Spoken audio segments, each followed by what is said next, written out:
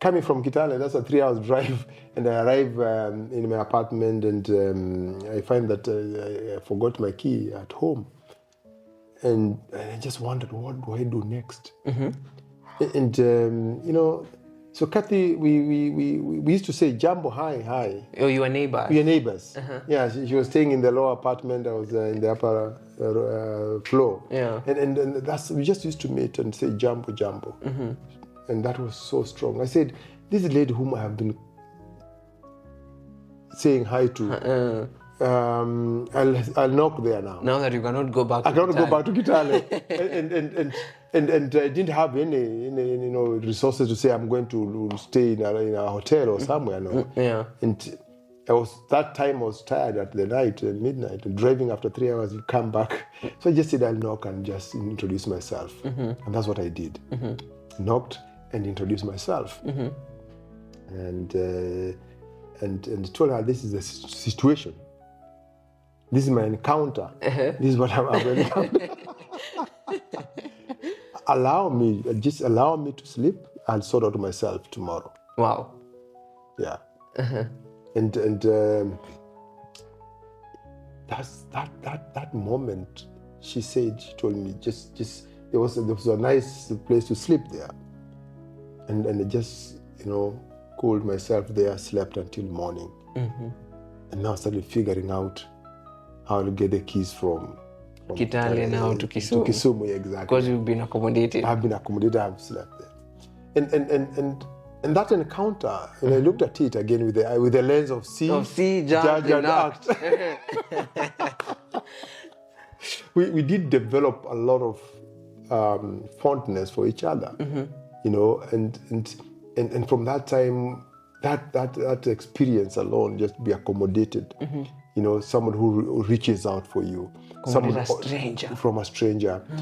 We are in the same apartment. We say hi, and that's it for the morning, and that's for the evening when we do meet. Yeah. And there comes a scenario where you are saying, it's not just about saying hi. It's seeking refuge. Yeah. That act alone was so humane and spoke so many words to me. And that story then picks from there, and we developed the relationships and became strong relationships, and that ended up into a good relationship up to now. You were accommodated for a day, and from that you're now accommodated for life. Yeah, and then. And that speaks a lot, and that's interesting conversation. And I think I love that because that's really where we are. Yeah. And that has been our foundation.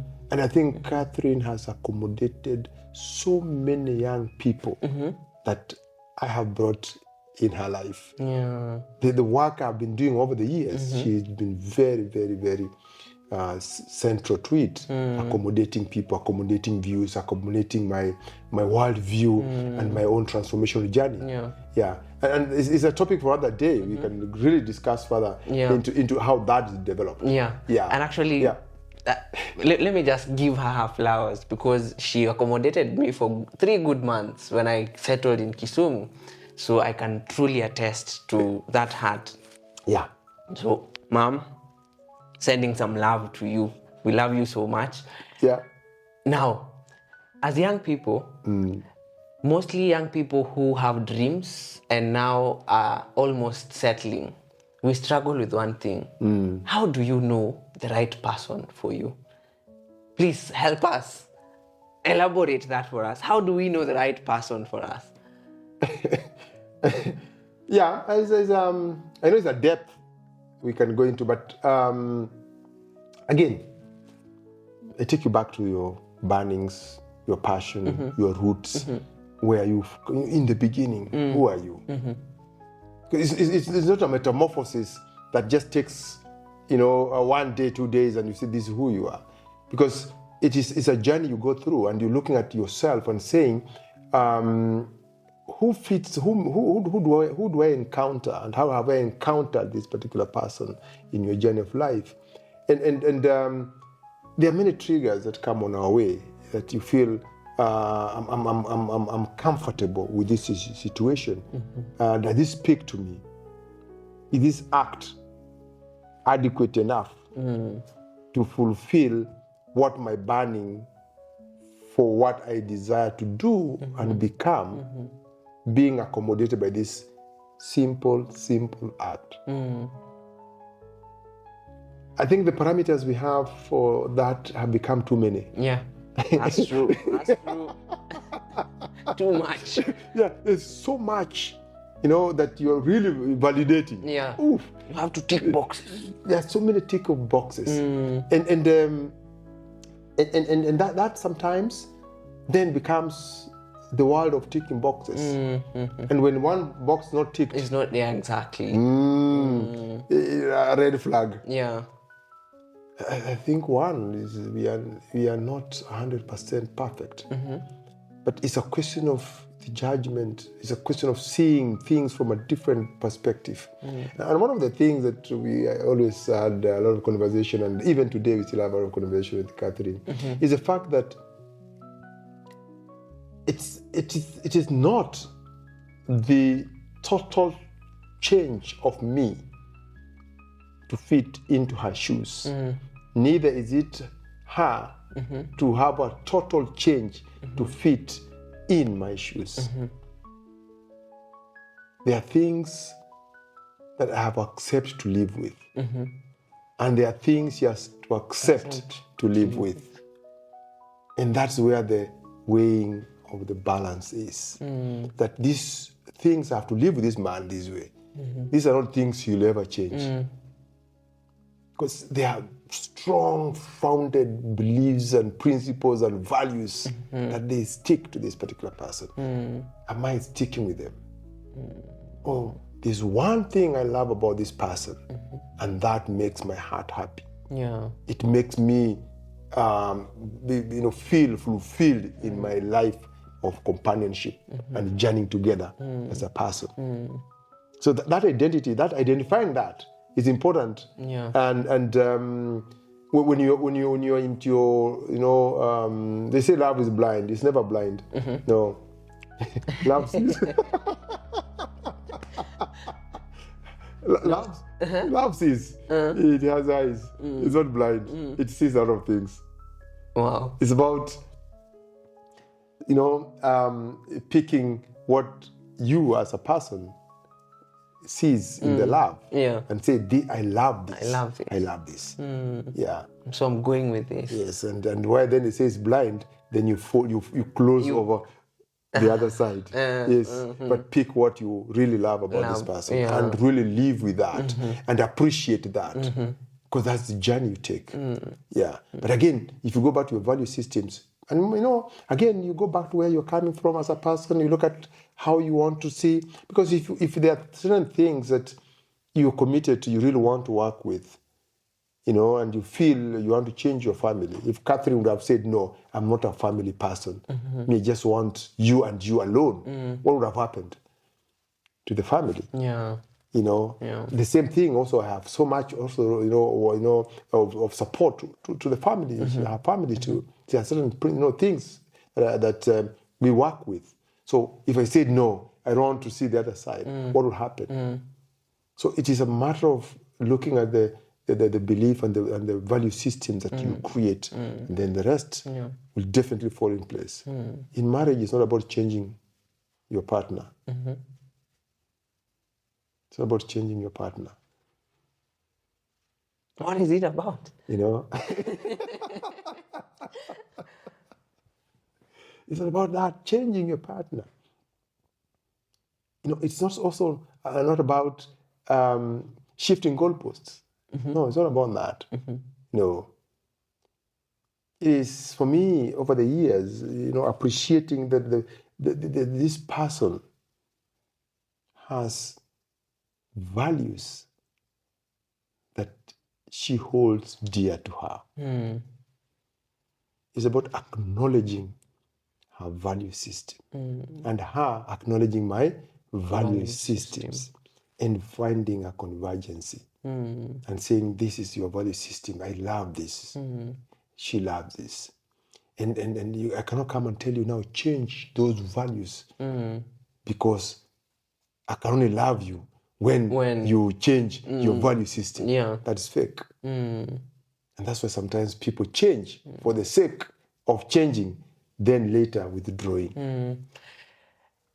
I've seen statistics that most of the marriages that have broken up are actually broke up because of money.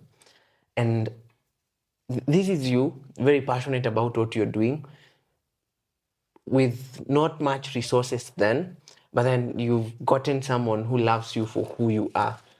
How do you then live with this partner, with a shared vision, without having the money then? Was money a factor for you? No, money was not a factor. And it has not been, and it shall never be. Wow.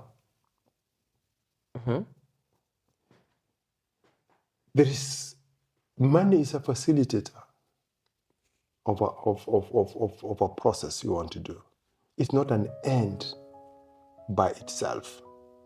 But when you make money an end by itself, that means then you become enslaved, by the pursuance of money. Yeah. Yeah. And the small changes, the small programs that you do or activities you do, it's not pegged on how much money you have. And this is something I'll tell you of what I really did when I was doing many programs in the community. Until my small little car, KWE Kwe, was synonymous with the activities. But it's not a project car. It's my personal car. It's a family car. Yeah, that you bring on board. And you remember we talked about the in my early childhood, and what I really wanted to see change. It has never changed from that perspective. Because that's what has kept the fire burning all the time. And my wife knows that. She knew from the word go. I'm marrying a man who is passionate so much about community, family transformation, youth engagement. Because even the time I left the key in Kitale, that was the reason. I had gone out there in the community, and in the return, that's why I find, I forgot the key there. That's what I told her. This is exactly what was now. So she knew that process, and knowing that is so strong in terms of supporting. That it's not money you are wasting. It's not resources you are wasting. In whatever you have, in whatever she has, putting in there, hosting a lot of people, inviting, support. That is what it is when she acknowledges your abilities and appreciates them. And that's your passion. And that change you want to bring in the society, she's also very much involved in that. Yeah. And her money, her resources also brings out on that. And you have you also know on her other side also what definitely she has to do and what she really loves doing. And I think that recognition is what I've really enjoyed when you talk about resources versus dreams, versus your passion. There are times you would walk for kilometers because you really want to do something, not because you have the money, not because you are rich or you are poor. That's not the question. Because everyone has something you can offer. It's not about the quantity, but it is from the heart and what we really believe in the transformational process. We align much of our work and what we do with our divine alignment and calling. What am I here for? And that's why I think I have shared quite a bit of that process. So it's not a bigger issue. Even when I have nothing. Even when I feel I have no resources within me in terms of cash, or I have no money within me, but I'll still check out what contribution can I make in this process, and this is what we are discussing today. is something going to help someone. I don't have to send these people who are watching us money to pay for this particular program. But they're able to listen, wow, that conversation is touching me somewhere. I think I love that. And that's a change that really makes my heart happy and feel elated more the time. Yeah. So even in marriage, contribution is not all about money. It's not. It's not about all money. And in more so when you have your children too. You know, when the children come into your marriage, now the children are there. I have Sarah and Joseph, they are part of the family. So they are huge resources that also are there. And they are part of what we do on a day-to-day basis. So they contribute to what what we are doing as a family. But they're also doing it at their own level, at their own different level. Some, will be available for certain assignments. Some will do certain aspects of your work. Some will be present for their growth. So it's a whole chain of supporting each other within the family unit. Yeah. And talking about the children, then you're asking then, how are they seeing our world view? Yeah, because they also have their own world view. So how are they seeing ours? And each of them pursues what their heart tells them to do. We only create an environment for them to be able to say, this is what I want to become. Because ourselves, we were never coerced to become what other people wanted us to become, or what was the easiest route out. No, this is in each of them. And I remember when my daughter Sarah was also trying to look at what is she up to, what does she want. She had a very passionate line she wanted to pursue. And that's what she went to do. And in her high school and college, she pursued that particular line. And my son, Joseph Marsh, also was looking at what is it exactly. And Marsh was very interesting because for him, it was an encounter. Yeah, when he was in France, for some events. And that's when he realized, wow, this world needs more people who think differently, people who want to bring in cohesion, people want to bring in togetherness, people want to bring in peace, because, and that really shaped what career he's picking, So encounters are very important in and how you interpret those encounters matter a lot along the journey. Even in marriage, those encounters, they speak. Yeah. So don't have a blind eye on them. They speak a lot. So you have an encounter. So how do you deal with an encounter? Because there will be encounters in your relationships. Yeah. Wow. And now let's talk about social transformation. How did the values and the principles that you got all along your journey, because you've talked about the fire, the fire burning inside, how then is it transforming the society that you're now back into? Good one. You see, when we talk about the alignment of the burning with the change you want to see in the world, you have to keep it in check. You have to keep it in check all the time. Confirming if you're still on the same path of what you want to do. And let me go back to the mentors, because mentors played a big role. Yeah. People who believed in what I was becoming, because life is about becoming. Yeah. We have never reached. It's about becoming. Yeah. And when I was after college, and I spent so much time, almost 10 or 15 years, running a community tournament, called the Gichuki Cup. And this community tournament, it was every April during the Easter period. And it used to bring in many young people, women, mothers, everyone would come there.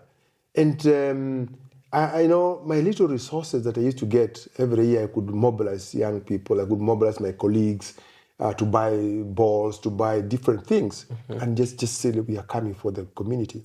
Because I did recognize the importance of really having the community rally behind ideologies, and in terms of supporting each other. And the space to do that was one of the powerful was around the field of sports, because that was also one of the areas I really benefited a lot when I was in primary school, high school. That was really my space. And I thought, why not have that kind of a space? Every April, we have a community tournament. And that really worked for many years. And it was so popular that people, remembered me as the Gichuki Cup. And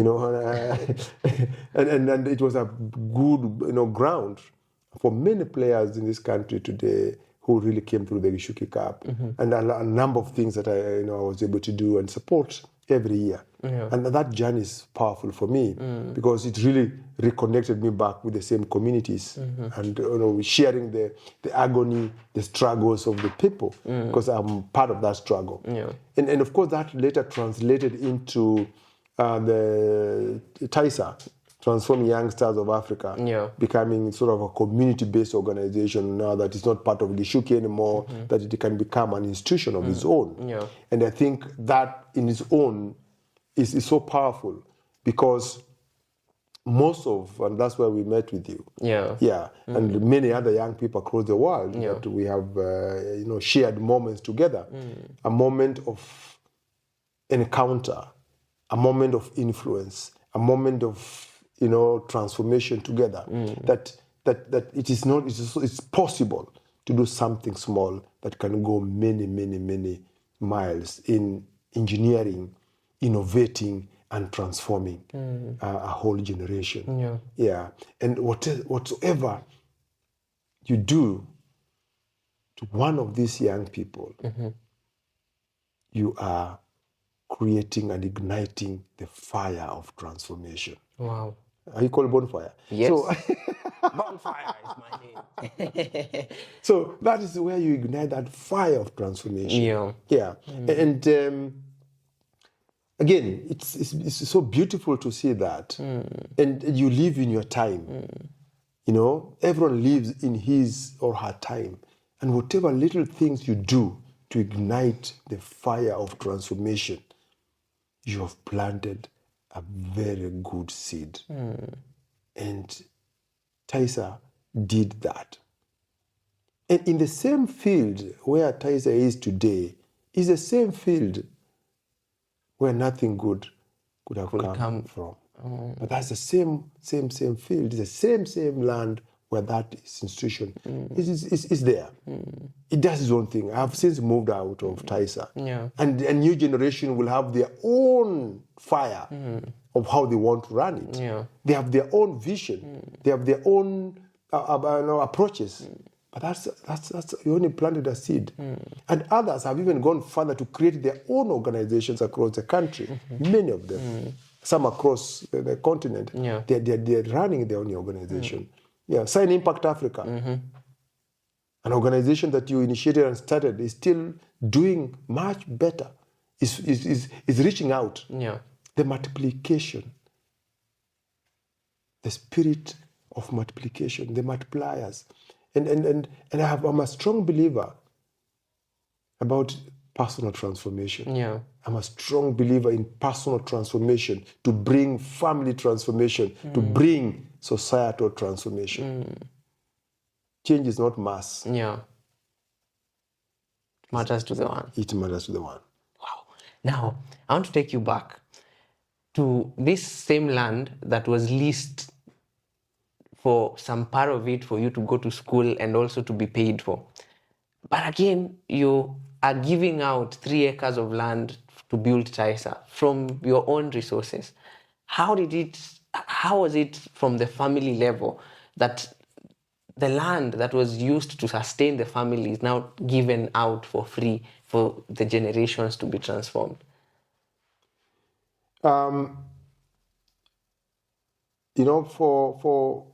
For each of this space that is there, when our parents subdivided the land and gave the inheritance to each of us, each of us, we are 81 passed on, so we are 8 of us. And so my inheritance is what I gave out. So each of my sisters, my brothers have their own piece of land. So it's their own space. So they're in their own space. Whatever they do in their own space is their own space. But for me, I felt, and that's my real burning, that these young people need a space. They need a seedbed where they can be tended, they can be mentored, they can germinate and grow. And when they become, of time, they move out. They are transplanted somewhere else in the world. So the commitment to have that facility available for this young generation is again planted deep into the burning of transformation. Exactly. Yeah. There's the same land that was there, that we did not sell it. Yeah. We said, no, I can't sell it. Let it remain. Let's lease it for a while. It will still come back to the family. So I'm imagining if we had sold it at that time, then probably I would not have anything else remaining to give to the community and the young people, especially young people, to use for their growth. Yeah. And that's where they have been for years now. This is going to the 26th year now almost of the existence of that. Yeah. So someone born that time, you're saying is your age. Born within that time. But then we need to write something, a book. Yeah. We need to do a book together, yes. Yeah. Because the transformation journey is my lifetime. Exactly. And hosting me in this, my series is so humbling. Yeah. Very, very humbling. And this is the cycle of life, that you can see the transition from one stage to the other. Yes. And celebrating that, for me, is so much passionate about. And just I can't wait to see the book me and you are coming up with. Yeah. Yeah. Because there's one in the instigator and the other person.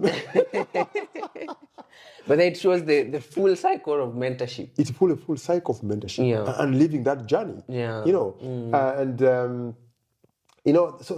I look at that important part of being and available, and that's why in this you read young people on the move with the Gichuki. They are young people on that move. So, and that move is important. The motion is important. Yeah. And that facility allows that motion to happen. And it's not just the physical motion. It is the mental, it's also the spiritual and the whole person. The totality of the person is in motion. And when there's motion, there's change. And that's the change that I see a lot in the years I've been with the young people, and I continue to be with them in the young people through TAISA. Yeah. And TAISA opened up a lot of opportunities for young people. And it continues to open up more opportunities for young people to find their path. Because I in my childhood, I told you how I got to find my path. And that path, I needed to expand it further. And it's the reason why today, that when I left TAISA for next generation takeover, and sometimes it's not easy as a founder to leave an organization, because I'm no longer a member there. Yeah.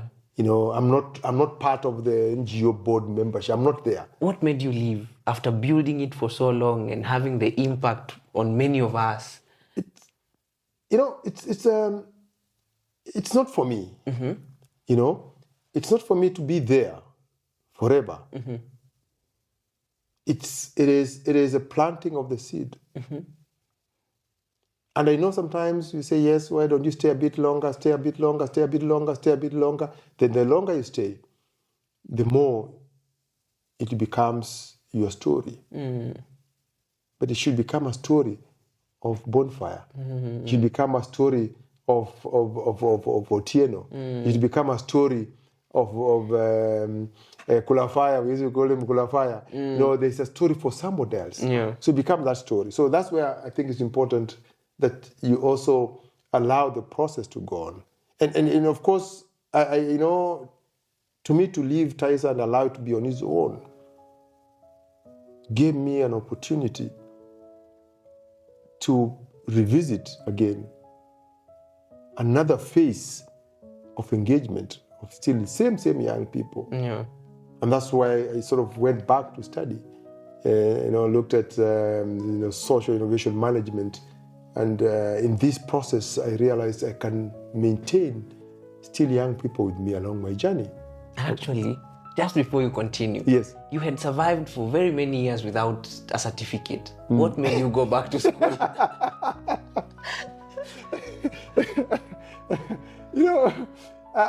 This actually the certificate I did not go to acquire